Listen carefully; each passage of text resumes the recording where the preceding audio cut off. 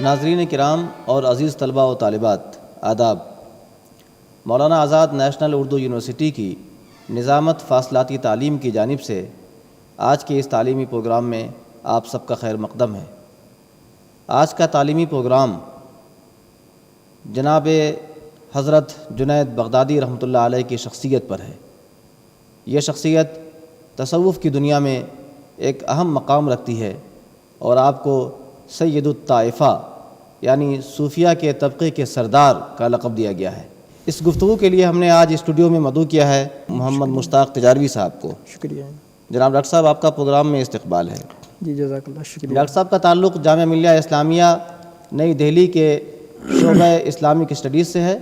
Doctor صاحب، آپ سے ہم سب سے پہلے یہ جاننا چاہیں گے کہ حضرت جنید بغدادی رحمۃ اللہ علیہ کب پیدا ہوئے، کہاں پیدا ہوئے اور آپ کی زندگی کیا تھی؟ مختصر طور پر آپ کی زندگی کے بارے میں ہمیں بتائیے۔ نحمدہ و نصلی علی رسولہ الکریم، اما بعد۔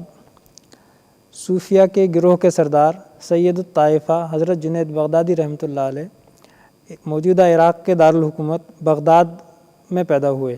جی۔ آباء و اجداد نہاوند کے رہنے والے تھے۔ نہاوند ایک بہت مشہور شہر ہے ایران کا، بڑا پرفضا۔ اچھا۔ بہت سے مورخین نے اس کے بارے میں تذکرہ کیا ہے، اور نہاوند کی جنگ مشہور ہے، حضرت عمر کے زمانے میں ہوئی تھی۔ لیکن والد بغداد تشریف لے آئے تھے، بغداد میں کاروبار کرتے تھے۔ وہیں حضرت جنید بغدادی 210 والد سے پہلے کے لوگ نہاون کے تھے اور والد صاحب بغداد آ گئے تھے۔ والد صاحب بغداد آ گئے جی۔ تھے۔ تو 210 ہجری 815 عیسوی میں آپ کی پیدائش ہوئی۔ 9ویں صدی عیسوی اور 30ویں صدی ہجری میں، تیسری صدی ہجری شروع میں آپ کی پیدائش ہوئی۔ بالکل شروع میں پیدائش ہوئی، اور اتفاق دیکھیے کہ پورا ایک صدی کا عرصہ آپ نے تقریباً بسر کیا۔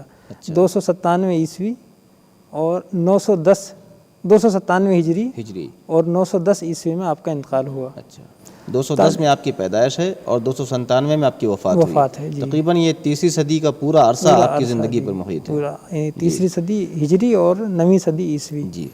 تو یہ آپ، اور پورے عرصے آپ تقریباً بغداد میں رہے۔ جی۔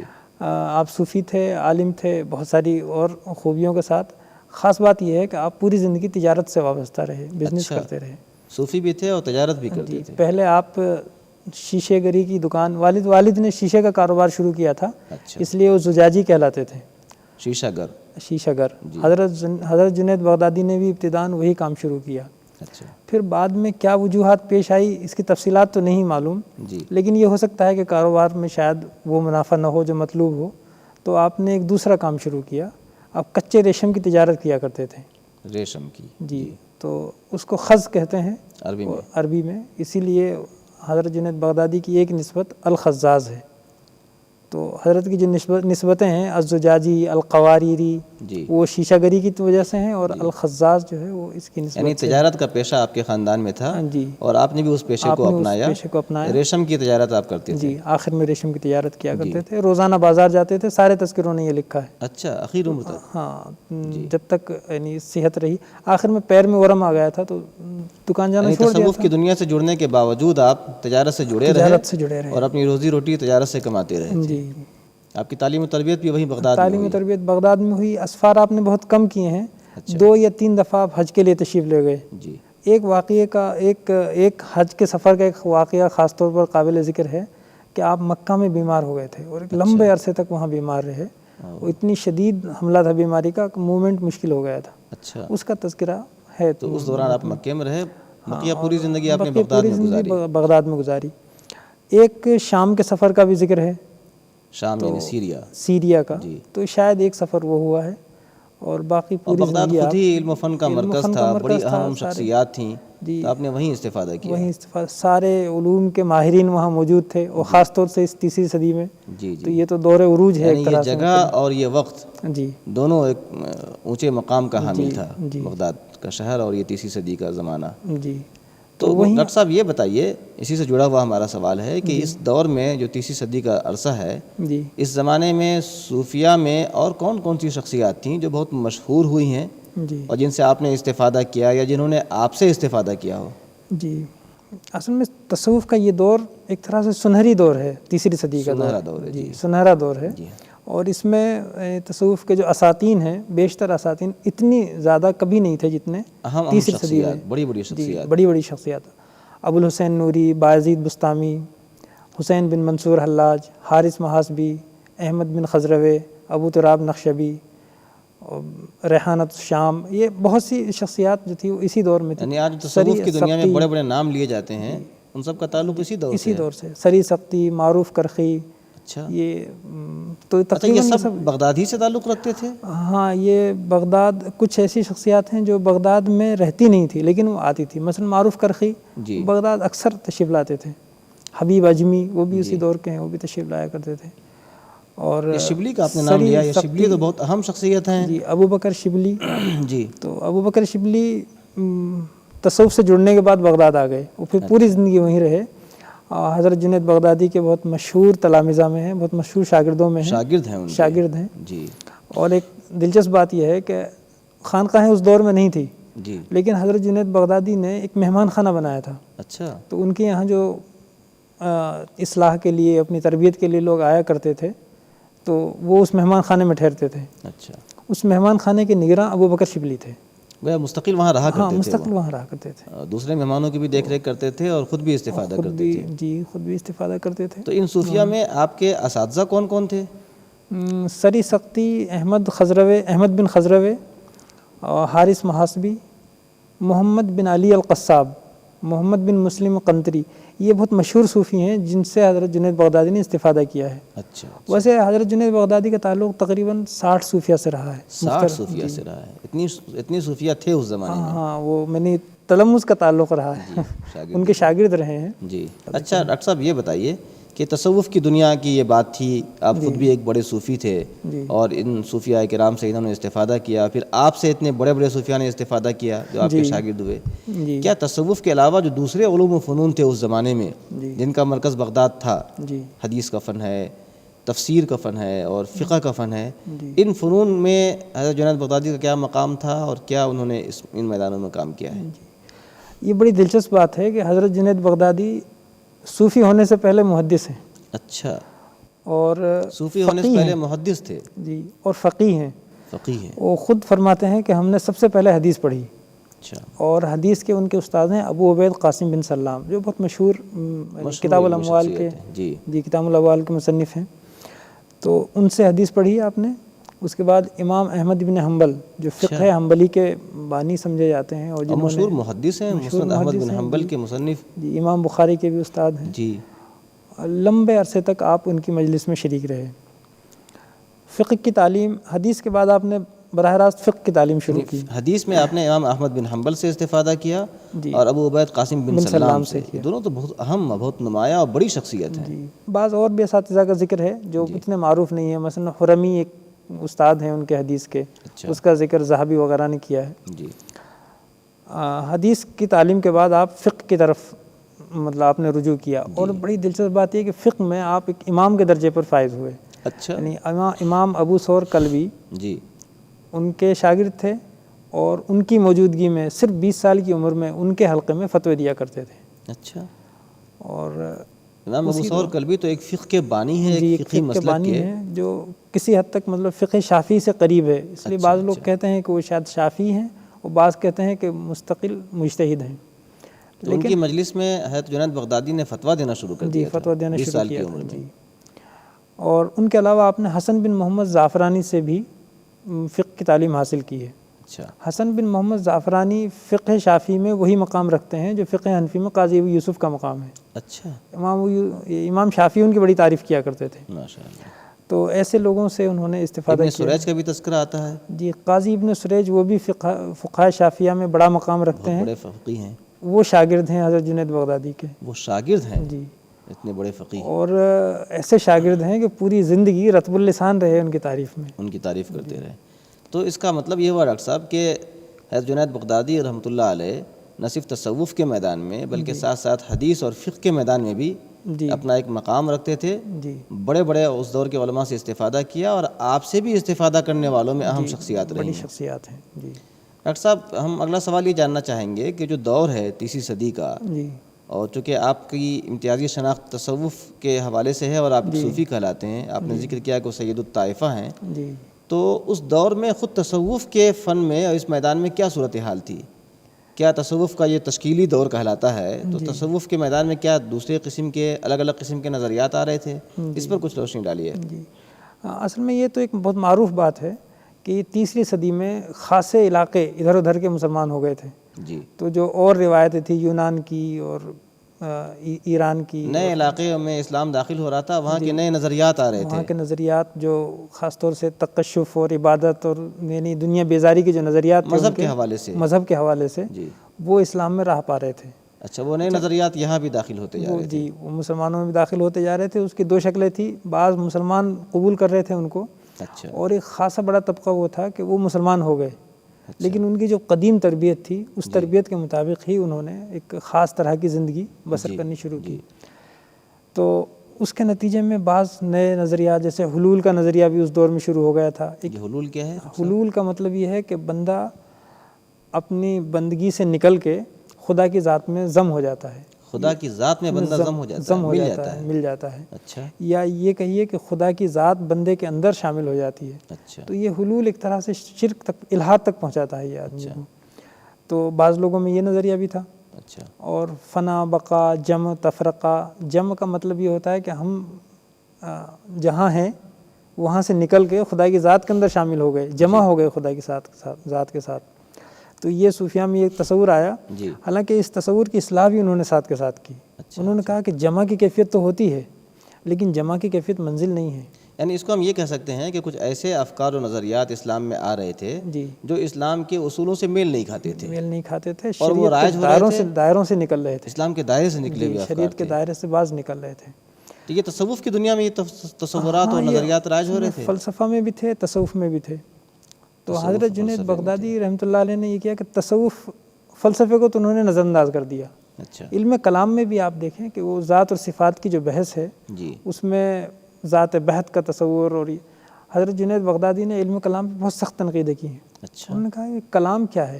کلام کا سب سے کم نقصان یہ ہے کہ اس کے ذریعے خدا کی ذات جو ہے وہ موضوع بحث بن جاتی ہے، خدا کی ذات کی ہیبت دل سے نکل جاتی ہے، اور جب دل سے خدا کی ذات کی ہیبت نکل گئی تو پھر ایمان کا بھی خدائی صلاح۔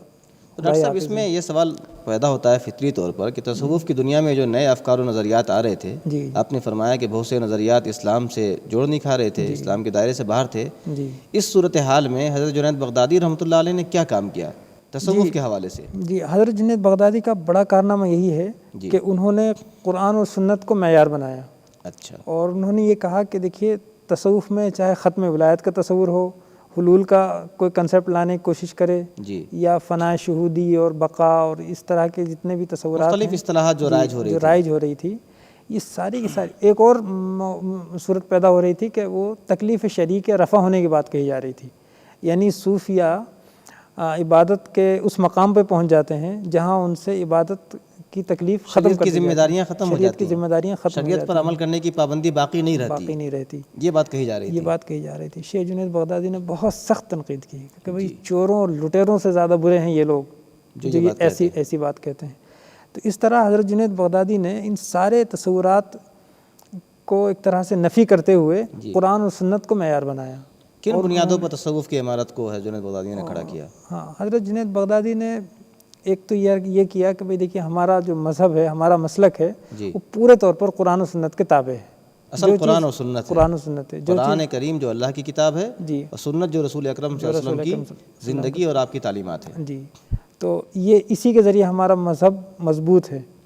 ہم اس کے دائرے میں رہ کر ہی جو بھی ہمارے عبادت، خلوت یا ذکر و اذکار جو بھی ہمیں کرنے ہیں، وہ سب اس کے دائرے میں رہ کر ہی کرنے ہیں۔ تو پہلی بنیاد یہ بتائی کہ قرآن و سنت معیار ہے۔ اور دوسرا آپ نے یہ کیا کہ تصوف میں اصل میں ایک رجحان یہ ہوتا ہے کہ وہ دنیا سے بیزار اور خلوت گزینی کی طرف طبیعت مائل ہوتی ہے، تنہائی کی زندگی، دنیا سے کوئی مطلب نہیں ہے، عبادت میں لگے ہوئے ہیں۔ حضرت جنید بغدادی نے اس پہ بہت سخت تنقید کی۔ اچھا، اور ان کے دور میں سارے صوفیہ متأہل ہیں، سب شادی شدہ ہیں۔ اچھا، کوئی اتفاق سے کوئی استثناء ہے، دنیا سے کٹے ہوئے نہیں ہیں، دنیا کے اندر ہیں، بلکہ بعض صوفیہ ایسے ہیں جن کی 4 بیویاں ہیں۔ اچھا، جی۔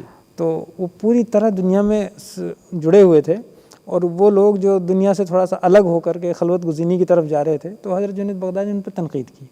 ان کہا کہ بھئی معاشرے سے کٹ کے کیا زندگی ہے، معاشرے کے اندر رہ کر زندگی گزارنی ہے آپ کو.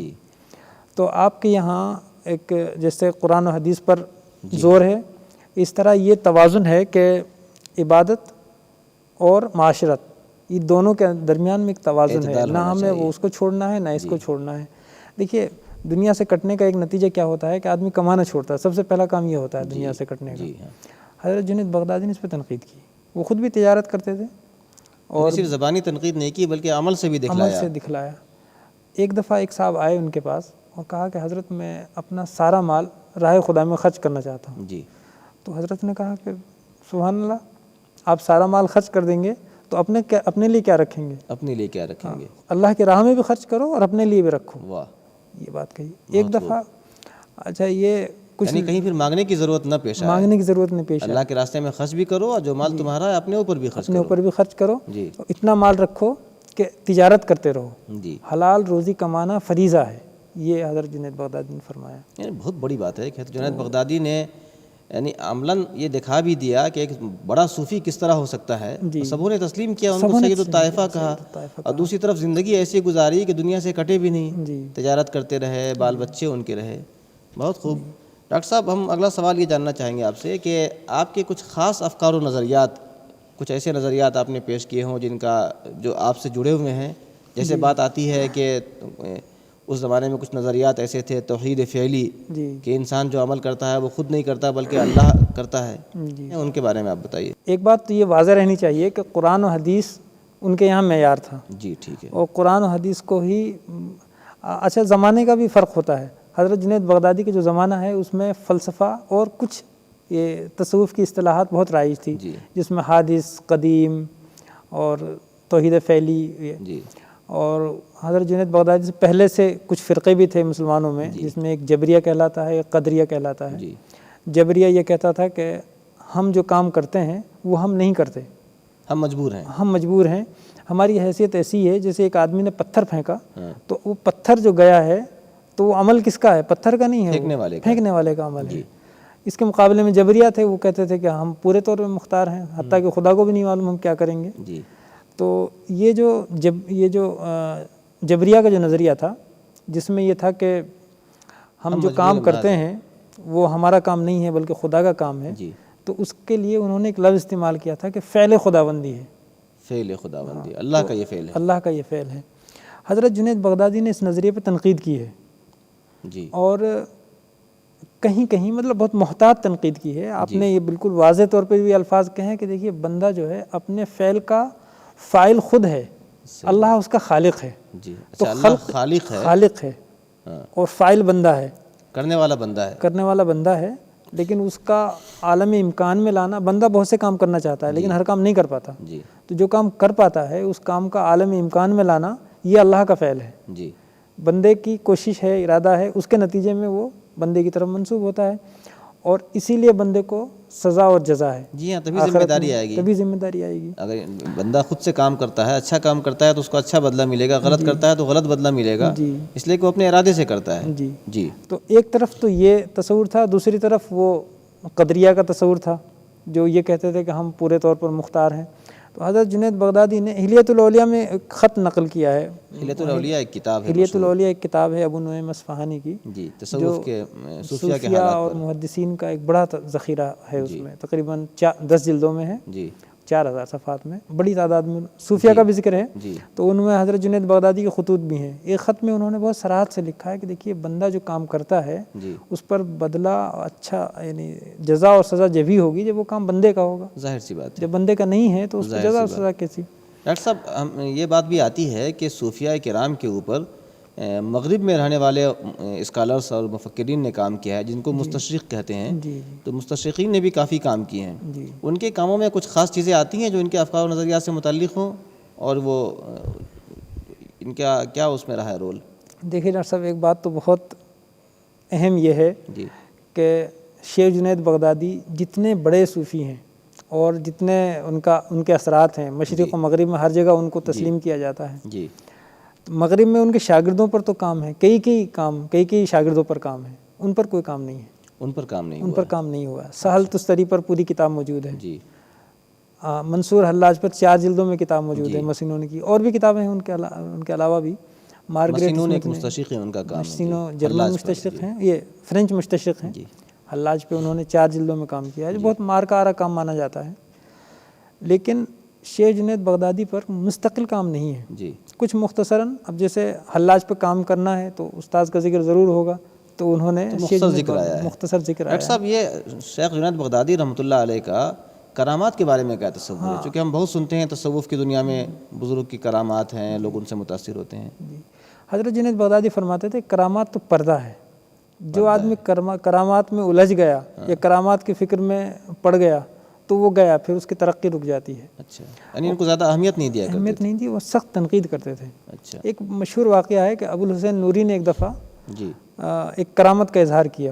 کرامت یہ تھی کہ وہ تالاب میں گئے اور جال ڈالا اور کہا کہ اگر 2.5 رطل کی مچھلی نکلے گی تو ٹھیک ہے، مطلب قسم کھا کے یہ بات کہی، تو اتفاق سے مچھلی نکلی اور وہ 2.5 رطل کی تھی۔ تو حضرت جنید بغدادی کو یہ خبر ملی، بہت ناراض ہوئے، کہا کہ ان کا حق یہ تھا کہ وہاں سے ایک اجگر نکلتا اور ان کو ڈس لیتا، یعنی کرامات کے اتنے سخت خلاف تھے۔ یعنی اس کو معیار نہیں مانتے تھے، انسان کی عملی زندگی جو قرآن و سنت کے مطابق ہو وہ اس کی بزرگی کا معیار ہے۔ ڈاکٹر صاحب، ہندوستان میں یا ہندوستان سے باہر جو آج مختلف سلسلے ہیں تصوف کے، کیا یہ بات بھی کہی جاتی ہے کہ ان تمام سلسلوں کی نسبت ہے جنید بغدادی کی طرف ہے؟ جی، حضرت جنید بغدادی اسی لیے سید الطائفہ کہلاتے ہیں کہ جتنے بھی سلاسل ہیں جی، ان سب کی جو سلسلہ سند اوپر جاتی ہے، نقشبندیہ، قادریہ، قادری، مولوی اور حلاجی، جتنے بھی ہیں، جو کچھ ختم ہو گئے کچھ موجود ہیں، وہ سب کے سلسلے حضرت جنید بغدادی کے واسطے سے ہی اوپر جاتے ہیں۔ جی، تو گویا سب میں وہ آتے ہیں، سب ان کو تسلیم کرتے ہیں، سب ان کو تسلیم کرتے ہیں۔ ایک سوال اور ہمارا آپ سے ہے، وہ یہ کہ آپ نے ذکر کیا تھا کہ جنید بغدادی صوفی بھی تھے اور ساتھ میں محدث اور فقیہ بھی تھے، تو یہ بات کہی جاتی ہے کہ صوفیاء کرام علماء کرام سے ایک الگ طبقہ ہے، تو ہے جنید بغدادی کے تعلق سے علماء اور فقہاء اور محدثین کا کیا نقطہ نظر ہے؟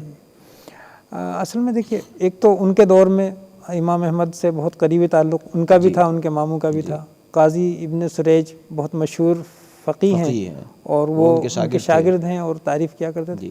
بعد میں بھی سارے لوگوں نے، یعنی بعد کے فقہاء نے بھی، جیسے ابن تیمیہ جو تصوف کے بڑے ناقد مانے جاتے ہیں، وہ شیخ جنید بغدادی کے لیے کہتے ہیں یہ ائمۃ الہدیٰ اور مشائخ الاسلام میں سے ہیں، ایسے الفاظ استعمال کرتے ہیں۔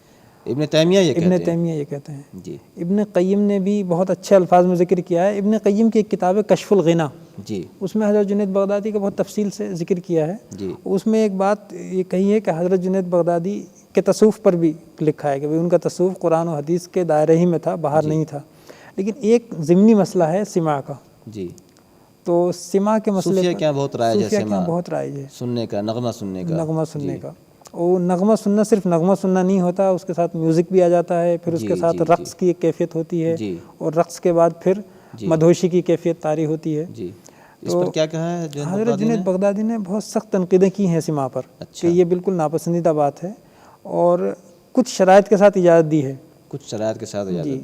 اور 1-2 دفعہ آپ کا تذکرہ ملتا ہے کہ آپ خود بھی شریک ہوئے، لیکن وجد آپ پر کبھی نہیں آیا۔ ڈاکٹر صاحب، تو جو کچھ باتیں آپ نے بتائی آپ کی شخصیت کے تعلق سے، اگر ہم تجزیہ کریں آپ کی شخصیت کا ان تمام معلومات کی روشنی میں، تو مختصر طور پر ہم کیا کہہ سکتے ہیں کہ ان کی امتیازی خصوصیت کیا ہے، امتیاز کیا ہے ان کا؟ حضرت جنید بغدادی کا امتیاز یہ ہے کہ انہوں نے 3ری صدی میں جب تصوف مختلف راہوں میں جا رہا تھا اور اس کا خطرہ پورا موجود تھا کہ تصوف بھی ایک باطنی مذہب بن جائے گا یا وہ حلولی انداز کا، جیسے بعض میں بہت سے مذاہب بنے بھی جو غلط افکار و نظریات آ رہے تھے، تو حضرت جنید بغدادی بہت مضبوط، بڑے عالم اور بڑے صوفی، اس پر بند لگائی انہوں نے بند لگائی، ایک طرح سے مجدد ہیں وہ تصوف کے، تصوف صحیح بنیادوں پر اس کو قائم کیا، اور اس طرح قائم کیا کہ پھر ہمیشہ ایک منہاج بن گیا، جنیدی منہاج بن گیا، ایک طریقہ بن گیا، صوفیہ نے اس راستے کو اپنایا۔ حتیٰ کہ بعض صوفیہ جو یعنی جن کی یہاں مدہوشی اور شکر وغیرہ کی کیفیت ہے، وہ بھی کہتے یہی ہیں کہ ہمارا جو طریقہ ہے وہ حضرت جنید بغدادی کا طریقہ ہے، حلاج کا طریقہ نہیں ہے۔ اچھا اچھا جیسے خواجہ قطب الدین بختیار کاکی جی جن کے یہاں سماع کی محفل بہت آراستہ ہوتی تھی، بعض لوگوں نے تنقیدیں بھی کی ہیں، جی، لیکن آپ بار بار یہ کہتے تھے کہ دیکھیے ہمارا طریقہ حضرت جنید بغدادی کا ہے، یعنی جو صحیح طریقہ ہے وہ جو ہے. صحیح طریقہ ہے وہ ہے. تو ایک آدمی کی کوئی اپنی انفرادیت ہو سکتی ہے، جی لیکن مجموعی جو منہاج قائم ہوا ہاں. وہ تھا جو قرآن و سنت یہ کے بہت دائرے بڑا میں ان تھا. کا رول تھا کہ یہ انہوں نے بڑا قرآن و رول تھا. سنت کی بنیادوں پر تصوف کی عمارت کو کھڑا عمارت کیا کو اور کھڑا مضبوط کیا. کھڑا کر دیا. جی. ڈاکٹر صاحب آخری سوال شاہ ولی اللہ نے یہ بات کہی ہے. جی جی اچھا شاہ ولی اللہ صاحب شاہ ولی اللہ نے یہ بات کہی ہے کہ جو اس تصوف کے اصول ہیں جی وہ حضرت جنید بغدادی نے وضع کیے ہیں. ماشاء اللہ. اس لیے سارے لوگ تصوف میں حضرت جنید بغدادی کی اولاد ہیں. یہ الفاظ انہوں نے استعمال کیے ہیں. آخری سوال ہمارا آپ سے یہ ہے کہ جنید بغدادی کی کچھ تصنیفات بھی ہیں، یہ افکار و نظریات کہاں ملتے ہیں ان کے؟ جی حضرت جنید بغدادی رحمۃ اللہ علیہ کی ایک تو وہی کیفیت ہے مصنف الرجال. انہوں نے بہت سی شخصیات کو بنایا. ابو بکر شبلی ہیں، ان حضرات نے آپ کے افکار و نظریات کو منتقل جی کیا. انہوں نے منتقل کیا. خود آپ کی تحریریں بھی کچھ اس ہیں؟ کے علاوہ آپ کی چند کتابیں ہیں، لیکن وہ کتابیں کچھ اور کتابوں کے اندر ملتی ہیں، ہمیں الگ سے نہیں آج ملتی. دستیاب ہیں؟ آج دستیاب ہیں دوسری کتابوں کے ضمن میں. البتہ آپ کے خطوط دستیاب ہیں. ایک آپ نے خط کا ذکر کیا حلیۃ الاولیاء کتاب کے حلیۃ اندر. الاولیاء میں ہے، اور کچھ خطوط ایسے ہیں جو آپ کے شہید علی کے کتب خانے میں ان کا مخطوطہ مل گیا. یہ کون سا کتب خانہ ہے؟ یہ ترکی میں ایک کتب خانہ ہے. ترکی میں کتب خانہ ہے. اور اس کو علی حسن عبد القادر جو پہلے شیخ الازہر تھے جی انہوں نے ترجمہ ایڈٹ بھی کیا ہے اور انگریزی ترجمہ کیا اور شائع کر دیا. کس نام سے شائع کیا ہے؟ انگریزی نام ہے life personality and writings of al-Junaid. حضرت جنید بغدادی کی تحریریں ہیں. جی the life personality and writings of al-Junaid. بہت خوب، بہت اچھا. تو بہت وہ معلوماتی. خاصے رسالے ہیں، تقریباً 50-55 صفحے کے وہ رسالے ہیں. بہت خوب. تو یہ بہت معلوماتی گفتگو آپ کی تھی. جی شکریہ بہت بہت. آج کے پروگرام میں اتنا ہی. آئندہ پھر کسی موضوع پر آپ سے ملاقات ہوگی. تب تک کے لیے اجازت دیجیے. خدا حافظ.